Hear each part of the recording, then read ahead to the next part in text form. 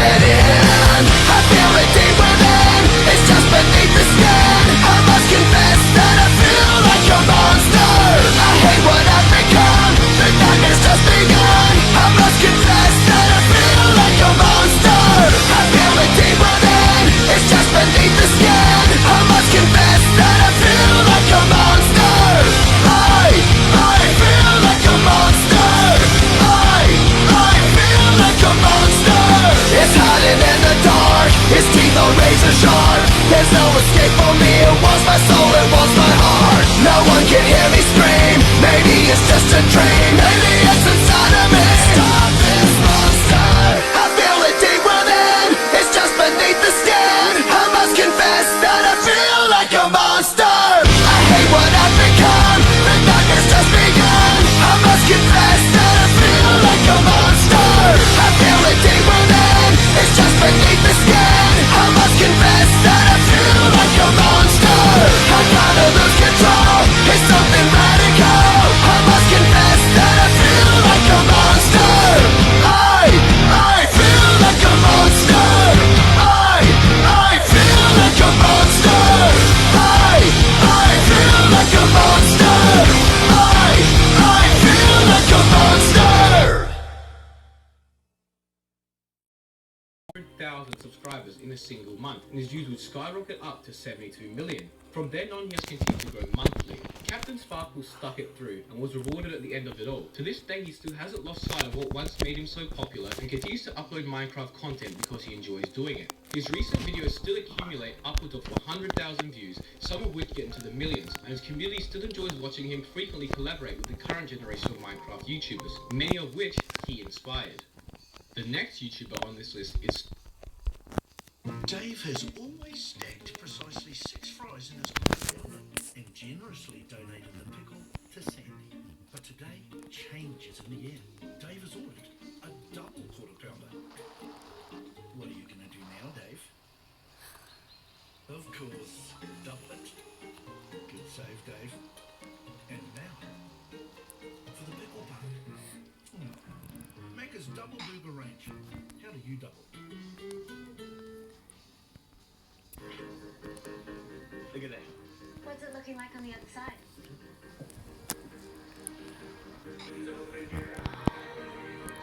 It's almost out the door. With 1% cash, switching to an ANZ home loan could make a difference.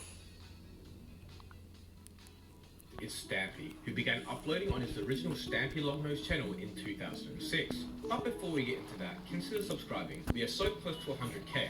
No pressure though. Anyways, while most of his older videos on that channel are now private, his 1 million subscriber special gives us some short snippets of his earlier videos, displaying that he uploaded a variety of content. He would upload short animation videos, skits, and short films. He would then study video production in college and university, uploading many of his short films onto his channel. Inspired by other YouTubers and Let's Players, he began uploading Call of Duty gameplay and other console games. He would continue along these lines, eventually becoming more established as a Halo content creator. But as he got towards the end of university, he found himself with less free time and decided to stop uploading on the Stampy Longnose channel and making a second channel called Stampy Longhead to upload low quality Let's Play videos, which he could still find the time to make. His earliest uploads on the Stampy Longnose channel are of the game Journey, and he would upload a few other games until his friends started playing Minecraft. So he joined in and would make Minecraft videos as well, and it wasn't long until he was addicted. This was the beginning of his success. On the 10th of August 2012, he would upload his first Minecraft video, and slowly over time he began transitioning to more Minecraft. Anyways, with his newfound channel niche, he began getting attention, and by early 2013, he had begun accumulating hundreds of thousands of monthly views. By mid-2013, his channel began skyrocketing, and he began getting tens of thousands of subscribers each month, with his videos getting millions of views. This would continue into 2014, where in January he gained a whopping 450,000 subscribers in that month alone. His growth would largely steady out through 2014, with his channel consistently getting around 180 to 200 million monthly channel views, and his future was looking really bright. If you look at his most viewed videos, you can see that some of them have over 20 million views, which is absolutely nuts. However, things wouldn't remain as steady. While he would hit 5 million subscribers in 2015 also marked the year his channel would begin going downhill. So what happened? Well, his good friend and other YouTuber who was a Cohen featuring his videos, Elfaleaf, got involved in some nasty allegations and drama, which basically ruined his career. Knowing that he could no longer be associated with him, Elfaleaf decided to stop collaborating with Stampy in order to not tarnish his reputation, and Stampy would do a farewell episode, farewelling Elfaleaf from Stampy's Lovely World series. And while this was 100% the right decision, it still led to negative repercussions for his channel, with a massive viewership decrease. During 2016, his channel continued to drop in popularity, and alongside that, he also lost a lot of motivation to play the game, stating that he wasn't as interested in Minecraft anymore, and by the end of 2018, he was losing subscribers every month. He stopped uploading as frequently, and his growth stagnated. The beginning of 2020 was roughly the same for him, often averaging around 20 to 30 million monthly views, which is very impressive, but far less than the upwards of 200 million he was getting in 2013 and 2014. It's commonly believed that rather than Minecraft's decrease in popularity hurting his channel, it was his fans growing up and maturing that did. While he kept making the same type of videos, it just seemed that over time his audience grew up and lost interest. However, unlike many other YouTubers, Stampy didn't care his views were decreasing, as he still enjoyed making videos, and staying true to that nature, he kept persisting and recently began his Lovely World series again, so things may be on the rise once more. Popular MMOs was the YouTuber who grew to great popularity, but unlike the other YouTubers we talked about on this list, he initially began his channel in 2012 to help promote his website at the time, popularmmos.com. Originally he began by uploading RuneScape videos, but at the time they didn't see that much success. He eventually started doing more games as well as guides, and one of the games he did as a guide was for Minecraft. Seeing its success, he began uploading Minecraft more often, and it wasn't long until the sole focus of his channel was Minecraft. His early survival Let's Play saw great popularity, but he then decided to do other maps such as Skyblock with his girlfriend, which saw even greater success. Throughout 2012, his channel grew slowly but steadily, but then in April of 2013, his channel started getting traffic, and he went from about 100,000 monthly views to 23.5 million by the end of the year. He would then begin uploading many more mod and map showcases, which always did well, and throughout 2014, his channel did not stop growing, and he was frequently gaining over 200,000 subscribers a month. His channel was doing really well, and in 2015 he was still averaging over 250 million monthly views, incredibly high for the time. Throughout this entire time period, his girlfriend, later to be wife, was increasingly becoming associated with the channel, to the point where she would be basically in every video. The audience grew accustomed to her, and enjoyed her being in the videos, but more about that in just a second.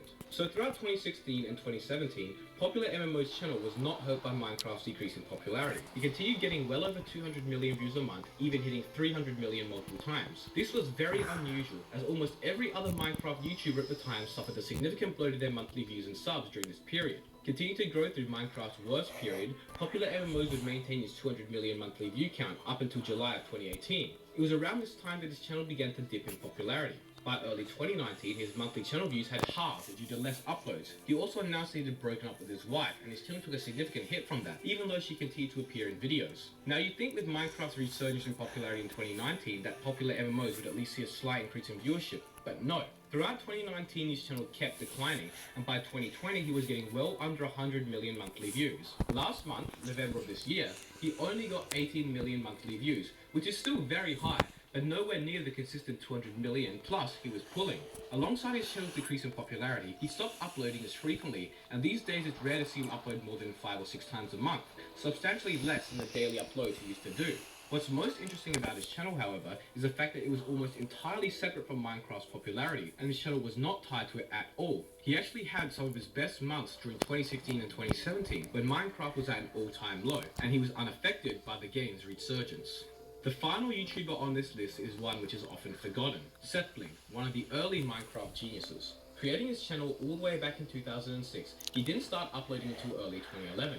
His first videos would be showcasing technical builds with minecarts and rails, and he seemed to have quite decent knowledge of the mechanics behind them, especially for the time. He would make a lot of minecart based technical videos, and some would actually net him well over 1 million views, as they were very unique and stood out. Looking at early graphs of his channel, you can see that he began growing almost straight away after he began uploading, and by the end of his first year on the platform, he already had 40,000 subscribers, which is insane for YouTube at the time. He would expand and start making contraptions which were more advanced, such as his wave machine and two-player trading system, both of which got millions of views. He built himself quite the reputation with his wacky but unique builds and contraptions, and through 2012 his growth would continue to increase, with his channel accumulating millions of monthly views. But then in 2013 his channel really kicked off, and he started getting hundreds of thousands of subscribers every month, and his growth would continue into 2014. He uploaded a really large variety of Minecraft content, and it seemed that whatever he uploaded his viewers would watch. But by 2015 his growth had started slowing down. His monthly subscribers were dipping below the tens of thousands, and his monthly views were dropping alongside that. 2016 wasn't better, as his views continued to plummet alongside Minecraft's decrease in popularity. In a few months during 2016 he was actually losing subscribers, and things weren't looking too good. So what happened? Well, unlike many other YouTubers, I believe Sethblade just lost motivation or interest in the game, and stopped uploading Minecraft as often for that same reason.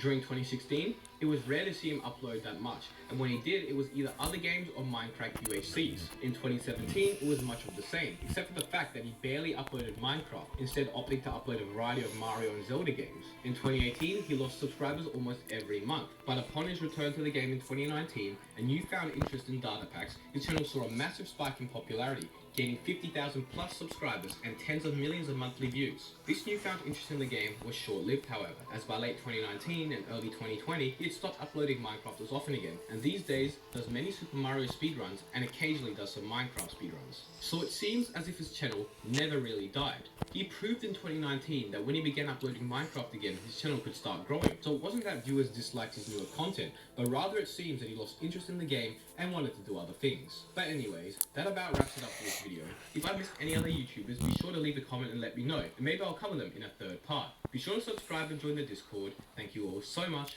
for watching.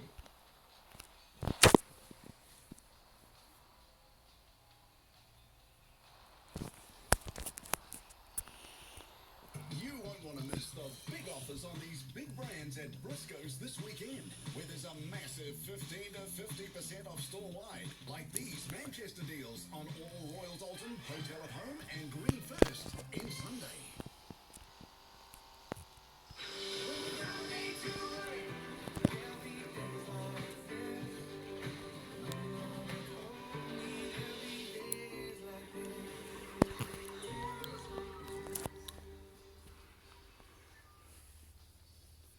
Fellas, today I ranked every single season of Ninjago. This entire video was streamed live over on my Twitch, so if you enjoyed this video, then you should come over and watch it, please. Some of my opinions about Ninjago, seen as, not what everybody would agree with. They are, unpopular opinions, but I'm gonna share them. So, yeah, I'm really sorry. Boys, I've got the tier list all set up. I've got every single season of Ninjago, and I'm gonna rank each and every one of them. So of course, like all good stories or something, we should start with the beginning. The pilot. The first piece of Ninjago media that we've ever gotten. Now, I really like the pilot. I don't know about you, chat, but I think it's pretty good. I grew up with this thing. Every now and again, I'll go back and watch it. So, I think what we have to remember is that it introduced basically everything to do with Ninjago. I would previously have put this in the good tier. That's where I would have thought this season would have gone. But this season has quite possibly one of the best pieces of dialogue exchange in the entire Ninjago franchise. It's just great. Boys, in the pilot season of Ninjago is this scene where basically Kai goes to all the ninja and he's like, guys, my sister has been kidnapped. This is not good. She might be dead. I need your help. Jay the man, Jay, has the audacity to stand there next to this grieving man, and he just says, are we saving a girl? Is she hot? He just, literally, without even, questioning, are you okay, Kai? Oh. Just for that, I'm gonna put this season in good tier, because that line of dialogue sets up the entire character of Jay as just, the worst person, quite possibly ever. He really isn't a very nice guy. It's just, So boys, after the pilot season, we obviously had season 1 of Ninjago, which is Rise of the Serpentine. Now this season, when I think Ninjago, I just think about how much I wanted Lloyd to fall into the volcano and just cease to exist, because oh my god, god, he is so annoying. Honestly, now everybody memes about the OG Ninjago fans being so triggered that Kai wasn't the Green Ninja. Fellas, of the past decade or so, this is the biggest injustice that has ever happened in society. Hands down. Apart from that, terrible thing in this season, I think this season has a lot of merit.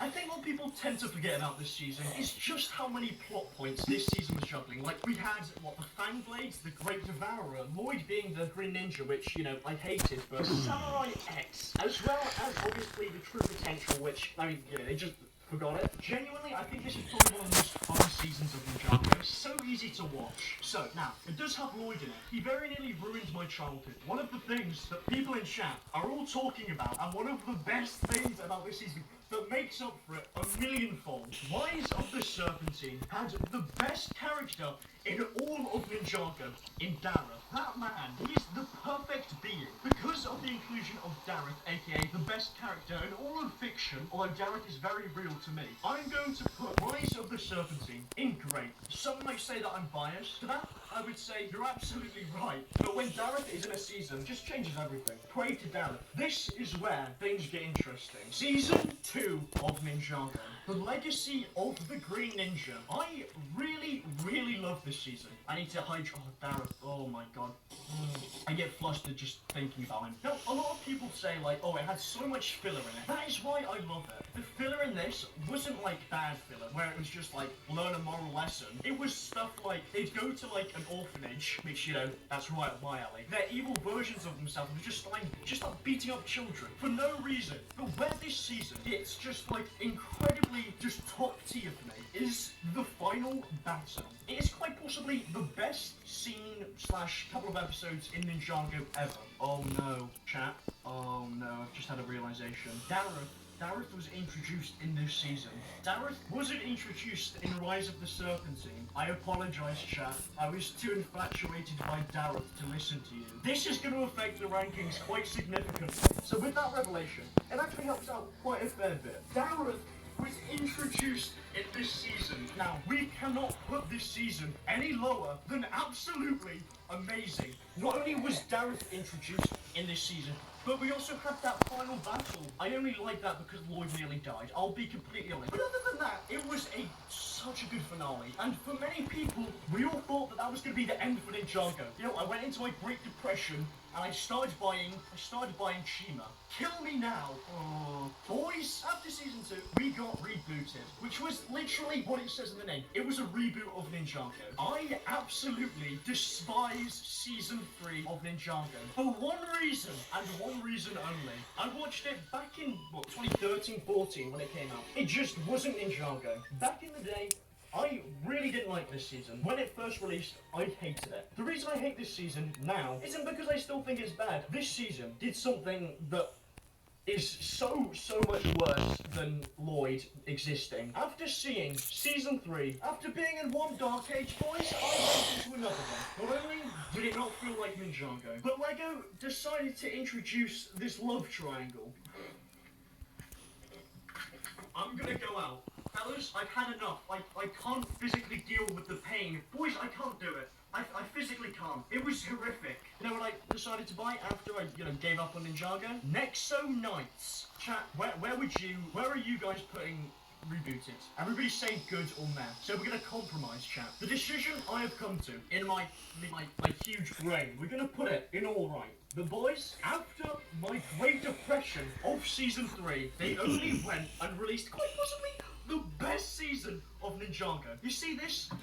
I have sacrificed any chance of having any women in my room to have this on my room. Season 4. Oh my god. I'm putting it at the amazing tier. Above Dareth. Some might say that's a sin. Some might say that I should be kicked out of the Dareth religion. Season 4 was incredible. The lore introduced in this season gives me reason to live, quite frankly. Just such a ridiculous amount of new characters introduced, and they're all just awesome. If I had to be anybody other than Dareth for a day, I would be Master Chen. He is just so cool. On top of not only continuing the lore from season 3, where Zane died for some reason, but he didn't really die, he just came back to life so who cares? They also decided to go ahead and just, imply Season 5, where this guy, who would have been so much better as the Green Ninja than Lloyd, comes out of the portal for no reason, and just laughs, and that was it. Lots of tension there, fantastic. Now, Season 5, I don't like it. I'll be completely honest. Everybody, you're gonna stab me. Wait, before you send me death threats, I do see death. Boys, for one reason or another, I'm just not a huge fan of it. I just didn't really like Morrow that much.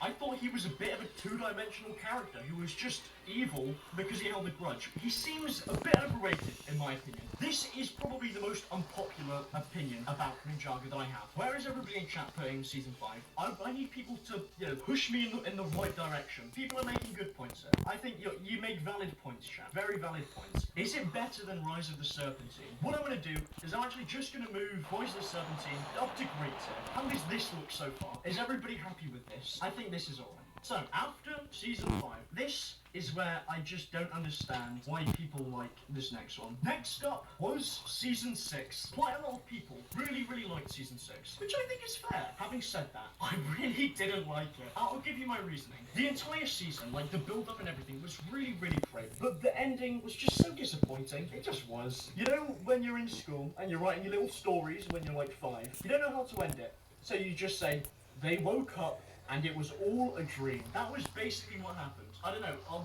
is Jay still an orphan? Does he know he's an orphan? Like, what's happening? I don't know where, I think I'm gonna put it. I'm gonna put it here, where it is. Is it better than the pilot show? We'll put it here. I think this seems alright. So I'm gonna go with it. Oh, dude. If Dareth's in it, you're going up in the rank. I think this is fair. After Season 6 of Ninjago, we had Day of the Departed.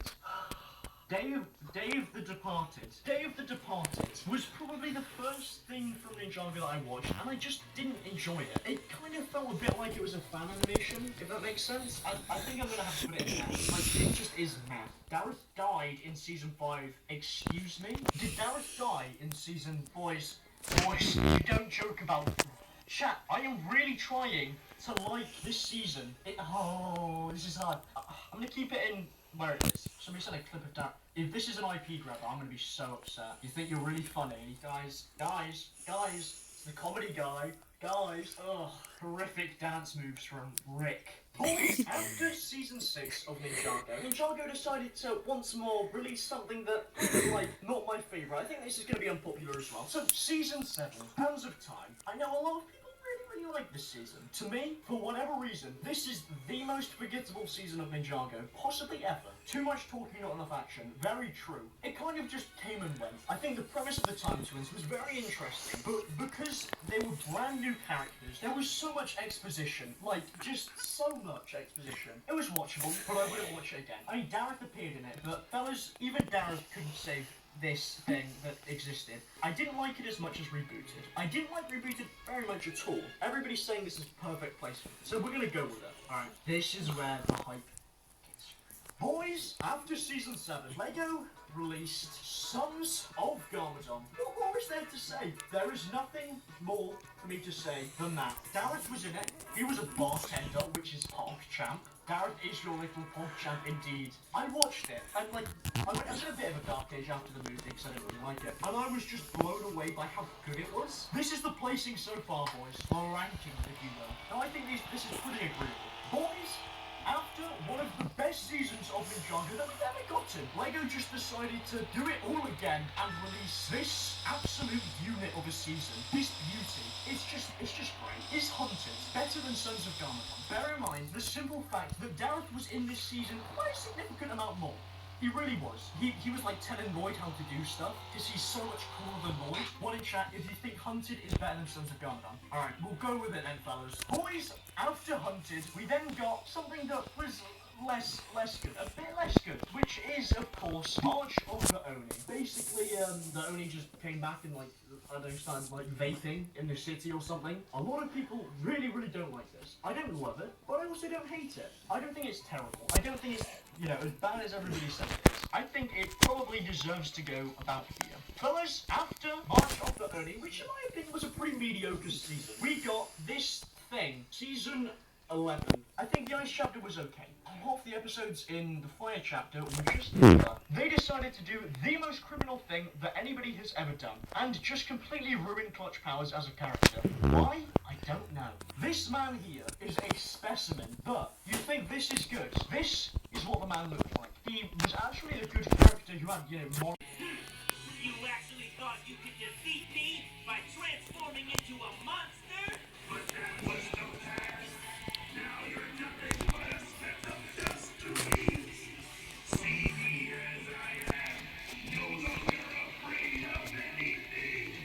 But as the game claimed through cheesy dialogue, Metal Sonic had copied all that data, but what he could never copy was the power of these 12 characters teaming up and battling him all at once. As Sonic turns Super once more alongside super-powered Tails and Knuckles, who don't get new forms to show it, but they defeat Metal Sonic's new form once and for all just the same. Metal Sonic reverts back to his base form, not sure why he can't beat Sonic, and like I said, he just didn't have the teamwork that the whole game was based around at his side. As the characters one by one start to depart with the day clearly saved. Except for the Chaotix, they still want that paycheck. Yes, that's it for this case. Just slow. But what about our buddy? Man, I almost forgot. That's Slime Ball!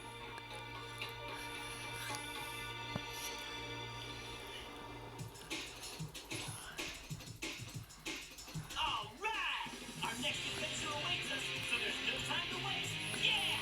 We're Sonic Heroes! Which ends Sonic Heroes. As mentioned, not a super complex story compared to the adventure games, but I feel they injected just the right amount of lore and character moments to still make it feel like the next step for the series taking place after Sonic Adventure 2, even if it's not as grand or game-changing. So from here, there are a couple of different routes to explore. Sonic Battle released the same day as Sonic Heroes in the West. Sonic Advance 3 released a few months later, but the next main game was one called Shadow the Hedgehog. Which one shall we discuss first? Well, I'm going to go over Shadow the Hedgehog. Those not in the know might find themselves wondering how the game following the lighthearted and cheesy Sonic Heroes wound up being this, and that's pretty simple. The early 2000s saw a massive shift in the gaming industry where mature games are the most popular ones now.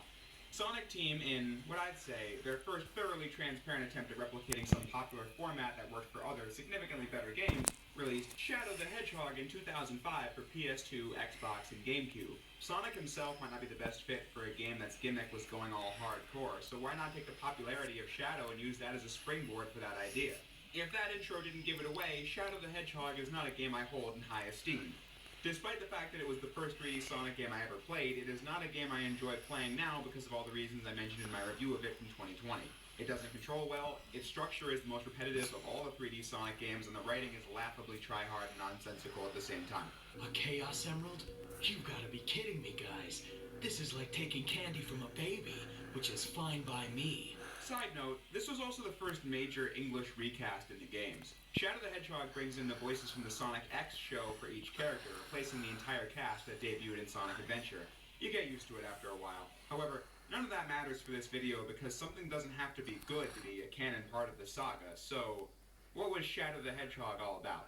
Well, as you recall, Sonic Heroes ended with it still being a mystery as to whether or not Shadow was the real Shadow from Adventure 2 or a robotic copy of him. I think there's plenty of evidence in Heroes that supported him being the real deal. For one, his personality was intact when bantering with Rouge and Omega, and even Sonic, despite his fractured memory. I might as well go look for that Master Emerald, since that irritating the kid knows Something's never changed. What do you say? And Eggman also thought it was important enough to leave a robot as powerful as Omega to guard this Shadow, separate from all those other clones being mass-produced. But regardless, the Shadow game arrived a year later to answer all the questions, but in a bizarre fashion. Shadow was pretty clearly a good person at heart, just very misguided in SA2 for reasons I went into. Sonic Heroes showing that he's not evil at all. Shadow the Hedgehog, the game, used the fact that Shadow is mostly known as an anti-hero, combined with his amnesia to tell this story that was marketed around choosing whether or not Shadow was going to be a hero, a villain, or neither. Which I just find to be a misuse of his character, but here's how it goes.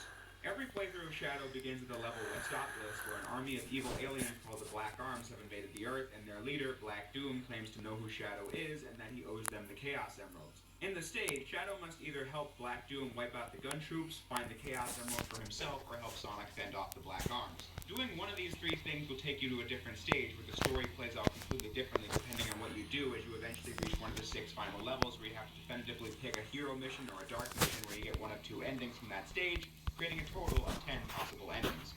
Writing out like that sounds pretty cool, but in practice, the issue with Shadow is that the writing just isn't there to back any of it up. Each stage feels separate and disconnected from what choices you've made before, creating a very disjointed plot where it's impossible to see all the major events in one playthrough, but then all the major events are canon at the same time. Meaning that I can't really tell you what the most canon path of Shadow is, as there really isn't one. But I'll go over what important bullet points are contained within the campaign of Shadow the Hedgehog. I already mentioned that Black Doom knows who Shadow is and has a past with him that even the audience is not aware of. But then you have this newly introduced Commander of Gun who has a vendetta against Shadow for a mysterious reason that isn't revealed until you reach the stage, Cosmic Fall, where he corners Shadow at the Ark, revealing that he was once friends with Maria before she died. Her death being the only concrete thing Shadow can remember at this point.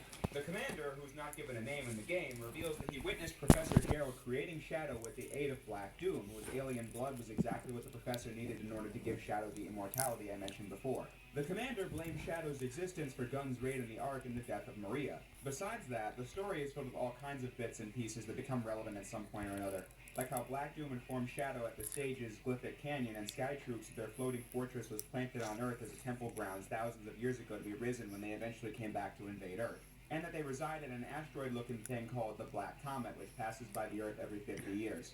I'm not sure why now was the right time to invade, but still, here we are. Also, Eggman tells Shadow at some point that he's a robot fake, not the real Shadow. I say that nonchalantly because it's all null and void. With the different pathways and 10 total endings, there are in fact 326 possible combinations for how to get from the start of the game to these 10 endings, and most of them are disjointed nonsense. But we don't have to worry about that, because getting all 10 endings of Shadow unlocks a fully canon last story mode, where it turns out that none of the possible endings happened at all and were merely what-if scenarios. Because this last story segment begins after Shadow has collected all 7 Chaos Emeralds in the hopes of using them to regain his memories, where Black Doom then uses them for his final plan, using Chaos Control to warp the Black Comet down to the surface of the Earth and begin harvesting humans for the continued survival of the Black Arms. Apparently, Professor Gerald had partnered with Black Doom for Project Shadow, and in exchange, Shadow would gather the 7 Emeralds to help Black Doom with this part of the plan. But Gerald was actually a good person back then, so he had a backup plan. Throughout the campaign, Shadow will see the Chaotix up to something they refuse to disclose, and in the last story, it's revealed by the Chaotix that Gerald's plan to deal with the Black Arms was that Shadow would, when the time came, use the Eclipse Cannon on the Ark to destroy the Black Comet before the Black Arms could take over the Earth. Then, Project Shadow led to the raid, Gerald went insane and created his own plan to destroy the Earth, Black Doom be damned, I guess. Shadow, fueled by his now remembering Maria's wish for him to give hope to humanity, becomes Super Shadow to battle against Black Doom's final form, Devil Doom, to save the Earth, minutes before the Earth is overrun by the Black Arms, while the rest of the cast roots for him from below. The biggest slap in the face of all is that this boss fight takes like 4 minutes max, but the developers snuck in the biggest detail of the whole game for players who wait until the 9-minute mark. At that moment, Eggman will chime in and say this. Shadow, can you hear me? This might be the last chance I have to speak to you, so what I said about having created you, it was all a lie. Everyone thought you died during that horrible incident, but I rescued you with one of my robots. You lost your memory, that's all. You really are the ultimate life form my grandfather created. Yeah, this Shadow is the real one from SA2, not a cheap fake. I don't know why they took such an important detail so far out of most players' reach, but here we are. Once the final battle is beaten, Super Shadow uses Chaos Control to bring the comet back to outer space, where the Eclipse Cannon is used to blow it to smithereens as people all over the world rejoice. With the truth about Gerald's plan to destroy the comet and the true, peaceful intentions behind Shadow being broadcast to the entire world, Professor Gerald's legacy is rewritten as someone who was dealt an extremely bad hand by Gun, and so the President pledges alongside the Gun Commander to try and right the wrongs of the past and make peace with Shadow, someone who has fully regained his memories. Content with everything, knowing that he'll continue to uphold Maria's wish of protecting the Earth at all costs, ending Shadow the Hedgehog. Honestly, when reflecting on it, the story doesn't even sound that bad, especially with how it tried to fill in the blanks of the series, like why the Eclipse Cannon even exists at all, giving them a firm direction to take Shadow's character in for future games. However, that's just me presenting the Cliff Notes version of the story. You still have to do 10 playthroughs of Shadow, marked by things that don't make sense, are hardly connected, and more often than not, do things for pure shock value in the hopes of looking more mature than it actually is. However, like I said, I suppose that doesn't matter when looking at it through the lens of canonicity, but it's worth mentioning how I think this game is not very good. It could have worked with a lot of these ideas, but in execution it just feels like fan fiction. But we'll place it on the timeline right after Sonic Heroes. I mentioned before that on the same day that Sonic Heroes released, fans were treated to Sonic Battle on the Game Boy Advance. This is another game I'm not very fond of. Sonic definitely has the character roster to support a fighting game, even by 2004. However, the problem is that it was a fighting game on the Game Boy Advance, which only had 4 buttons, really holding back the potential of the combat quite a lot. If that was the worst of it, I wouldn't complain too much, but this game might be the most bloated Sonic game to ever exist, including a full storyline for Sonic, Tails, Knuckles, Amy, Rouge, Cream, and Shadow, plus a final story. Packed full of dialogue and repetitive battles that last an eternity and oftentimes feel like they were designed to bottleneck players. But at least in this game's case, the story is actually pretty good. No joke, I genuinely think the GBA Sonic fighting game is a cool story. It begins with Dr. Eggman trying to control a new mech. This one he read about in Professor Gerald's diary, and it's called a Gizoid. But since it doesn't respond to anything, the Doctor, in his infinite wisdom, just tosses the Gizoid into the ocean as it washes on shore for Sonic to find. Sonic and friends learn that the Gizoid starts out as a complete blank slate, but if you insert Chaos Emeralds into it, then it'll grow in consciousness and strength, developing a full personality after just a couple of them. They call him Emerald because he's powered by Chaos Emeralds. One of Emerald's strongest abilities is how he can see the actions and behaviors of others and copy them perfectly, which translates to the game as you can mix and match the light and heavy combo attacks of other characters to transform Emerald into the strongest character in the game, picking only the best and most powerful moves from the rest of the cast. Emerald is the main character of Sonic Battle, it's just that his story is seen through the perspective of all the other characters, as Emerald forms bonds with each and every single one. Like how he pokes fun at Knuckles, since that's what he sees Sonic doing. Or how he protects Cream from these mass-produced Gamma robots, and she, in turn, does the same for him. Shadow and Rouge want to get a hold of Emerald so they can destroy him. The two of them know and reveal to the rest of the cast that the Gizoid was a robot meant for destruction and war, and that's why he should be shut down. This leads to a lot of good moments, like when Sonic reminds Shadow that his purpose was once to destroy, and look at him now. Eventually, Shadow learns to trust Emerald enough to give him his Chaos Emerald, the last one Emerald needs to reach max power. In the end, Eggman gains the upper hand in his new Death Egg, as his plan was to use its energy to overload Emerald and awaken his true destructive power.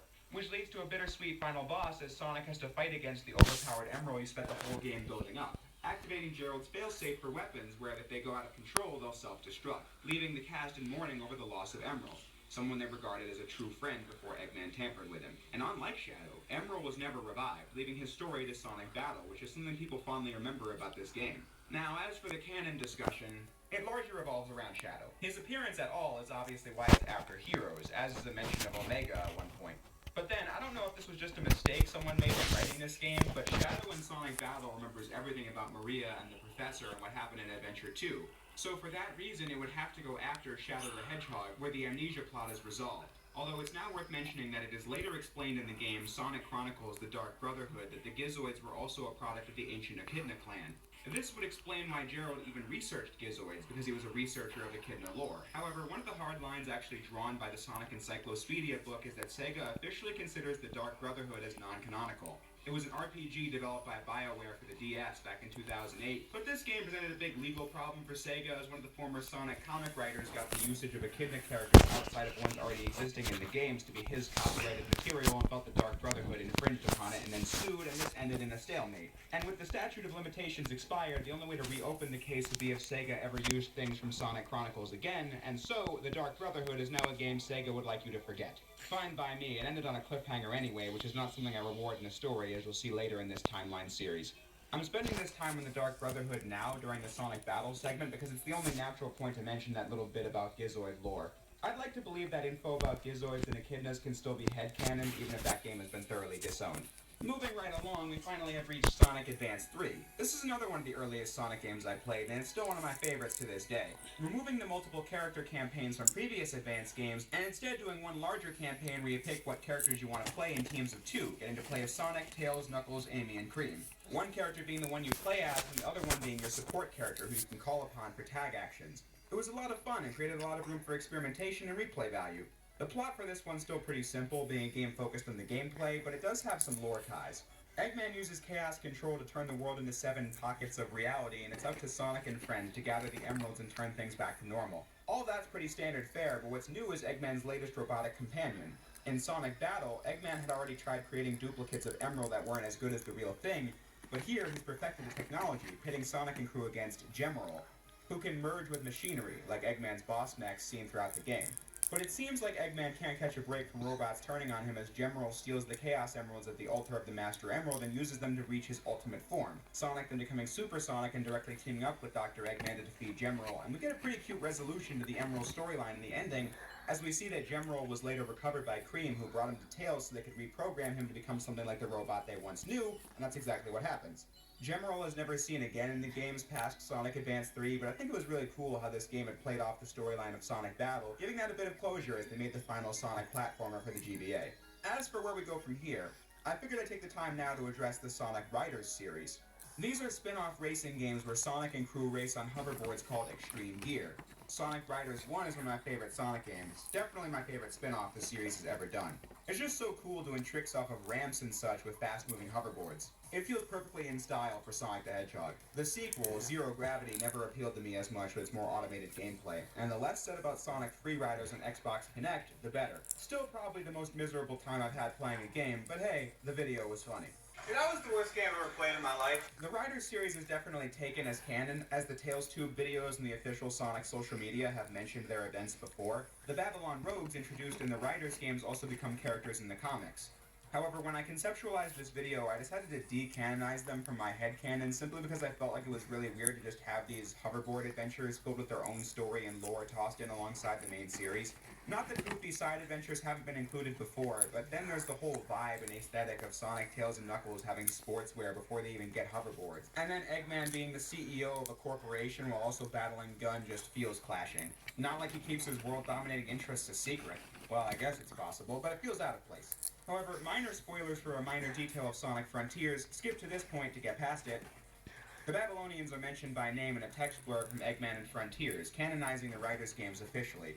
Well, the first two at least. It seems Sega has also disowned Free Riders since it doesn't get a chapter in the Encyclopedia. While I'm here, I might as well mention that Frontiers also canonizes Tangle from the IDW comics as well, and even states that Styx the Badger from the Sonic Boom universe does exist in the Prime universe. Frontiers also mentions things I've discussed in this video, like how Eggman did indeed begin calling himself that out of spite for Sonic, and how he never knew Maria.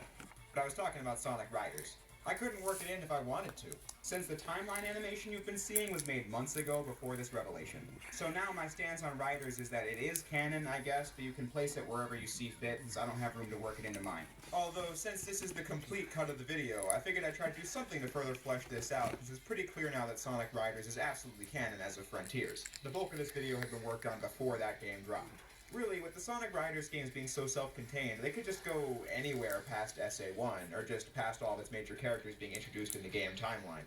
For simplicity's sake, for reasons you'll see shortly, I placed Sonic Riders 1 on an updated timeline between Sonic Rush and Rush Adventure, putting something between those two adventures. Similarly, I placed Zero Gravity between Rivals 1 and Rivals 2 for the same reason.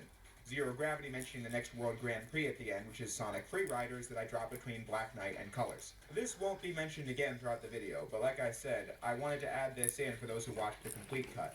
This finalized timeline image will be in my community tab, and my Twitter page was made by JebTube. The animated timeline that's been playing we posted on my Extras channel and we'll have a link in the description.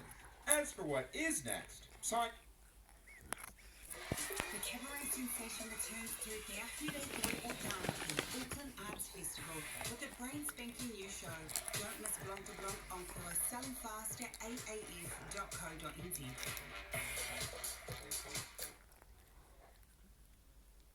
Sonic the Hedgehog released on the PlayStation 3 and Xbox 360 in 2006. This game is always referred to by fans, and at this point officially by Sega, as Sonic 06, and that's what we shall call it for the rest of the video. Now, many people are probably thinking, what the? 06? Isn't that supposed to be a reboot that failed? Well, not quite. I believe that idea is a misunderstanding of something Yuji Naka said when promoting the game. He likened their intention to Batman Begins and Spider-Man 2. Batman Begins obviously being a reboot of the film continuity, which is why I think people thought their intentions were to wipe the slate clean. But he also mentioned Spider-Man 2, which is a sequel. So what he meant was that he wanted the first Sonic game on next-gen hardware to be a big, spectacular blockbuster. Of course, this didn't go as intended. Sonic 06 is one of the most infamous video games of all time, as it was released in a thoroughly unfinished state with bugs and frustrating gameplay galore.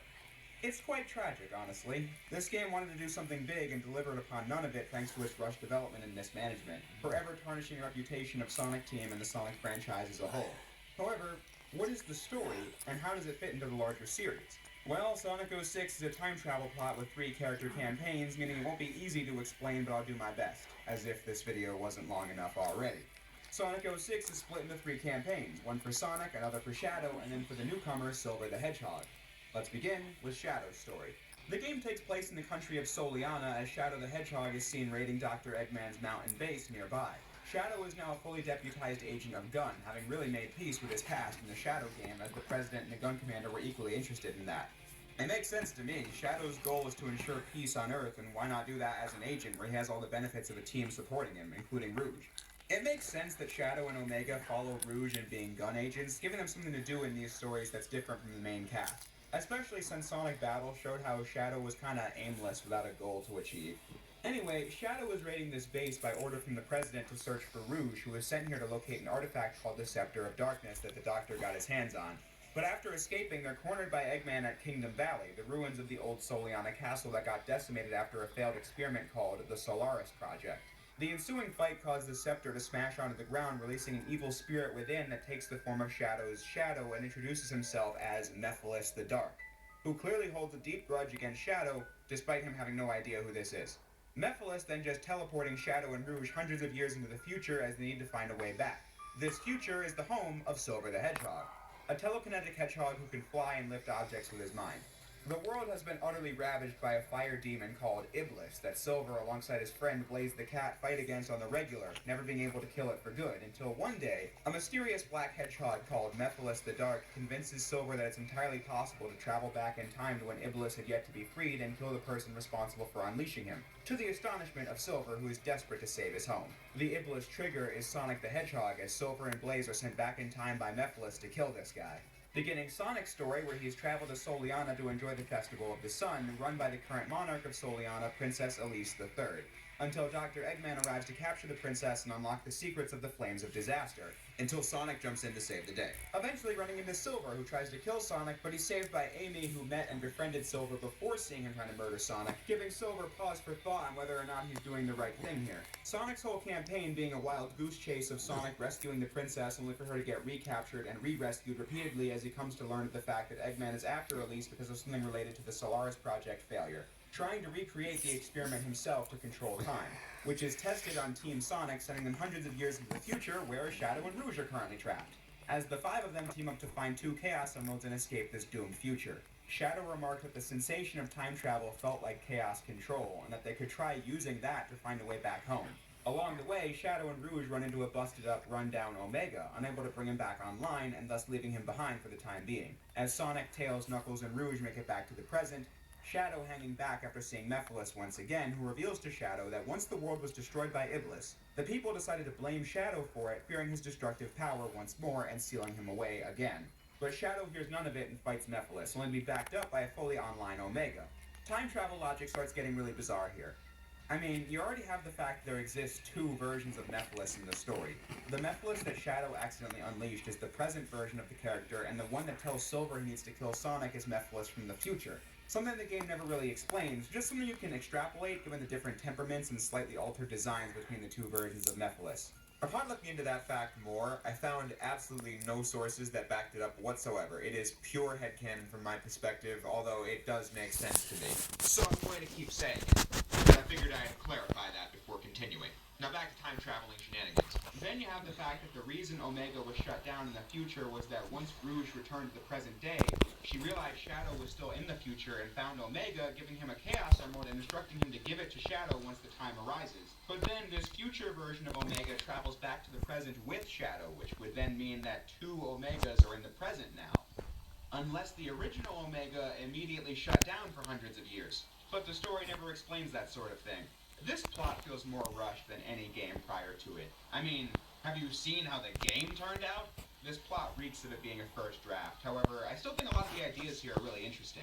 Like how, despite the title of the game being Sonic the Hedgehog, the main characters of this game are Shadow, Silver, and Princess Elise. Sonic is a pretty static character throughout the story, his entire goal from beginning to end being rescuing her without question, not even really caring why Eggman is doing what he's doing, just knowing it's probably bad. Teaching Elise, a sheltered person devoid of friends and family, what it's like to live a little and become a bit more decisive, or how Silver has a complete arc here too. He begins the game naive enough to trust Mephiles to where he wants to kill Sonic, but he's a really kind-hearted person at heart, just really misguided. He and Blaze are reminded of the urgency in killing Sonic by Mephiles once they start to ask questions about what exactly is going to happen if they don't. But at this exact moment is when Shadow learns from Eggman that the story of Mephiles goes back to the Solaris project from 10 years ago. Shadow saves Sonic from Silver and learns that he's being tricked by Mephiles as Shadow urges Silver to follow him into the past and learn what really happened. The people of Soleanna worship their sun god, Solaris. The Duke of Soleanna sought to control the power of Solaris to go back in time and stop his wife, Elise's mother, from dying. Something that can't be done by conventional time travel, clearly, as going forward and backwards through time with chaos control can't actually alter the natural course of events. Case in point, Shadow and Silver traveling back to this moment to witness the experiment's failure, killing the researchers and mortally wounding the Duke as he was protecting Elise from the Black. The failure of the experiment splits Solaris into two pieces. The mind becomes the Black Shadow, Mephiles, and the power of Solaris becomes the Flame of Disaster, Iblis. The Duke gives Shadow the Scepter of Darkness, which he uses to seal Mephiles away. This being the moment that Mephiles met Shadow, and why he has a vendetta against him earlier in the story when Shadow had never heard of him before. Silver tracks down Iblis and sees the Duke seal it inside of Elise, and for whatever reason, Iblis will be released if Elise ever cries. Hence why she's so emotionally shut down at the start of Sonic's story. Dr. Eggman knows Iblis resides in Elise, but just doesn't know how to awaken it. Mephiles did, though, which is why he had wanted Silver to kill Sonic, since his death might be the thing to drive Elise over the edge.